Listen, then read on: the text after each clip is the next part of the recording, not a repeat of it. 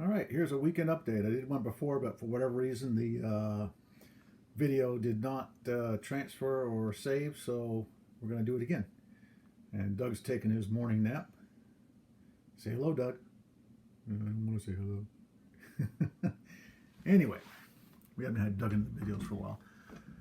For whatever reason, I have gotten into a let's do GP7s and catch up all the rest of the GP7s in my main central fleet. And I guess because you can get them on eBay relatively inexpensively, and I've been able to buy some pre-painted, and I've been able to buy undecorated models, and actually having a good time. So the first one we're going to look at here is 575. This is a GP7 without dynamics. I'm in the process of getting ready to do the flat finish of it. I got to cover up the windows and stuff like that, but then I'll go into the weathering on that. But this is a Harvest Gold paint scheme. That's an Atlas locomotive. And there's its body. These are very nice pulling engines. I've bought decoders for all these, so as soon as I get done with the paint and stuff like that, before I put all the handrails and stuff, I'll have my good friend John put some decoders in them.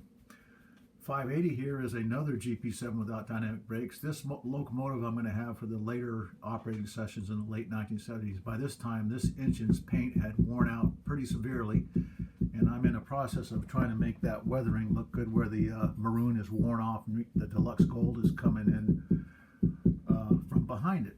And right now I think I'm pretty satisfied with that. I'm going to go out and put a clear coat on that. And the next thing I've got to do is a bunch of pen detail washes, and I've also got to take the whole top of the hood and the cab and everything is almost black from exhaust, diesel exhaust. So that'll come on with pastels, and I'll show that when it's all done. Next locomotive is 566. This is a Proto 2000 locomotive, and it actually comes as 569, and like I see these on eBay several times a week.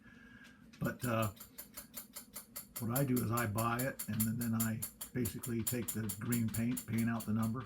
I mean, the other way I can take it off is I can take it off with Solvaset, but for whatever reason, the pad print on the P2K or Pro 2000 locomotives does not just come off that easy. So it's easier just to basically give it a light sanding and then paint it over and then re-decal the number. So it started out as 569, now it's 566, and it's as delivered screen.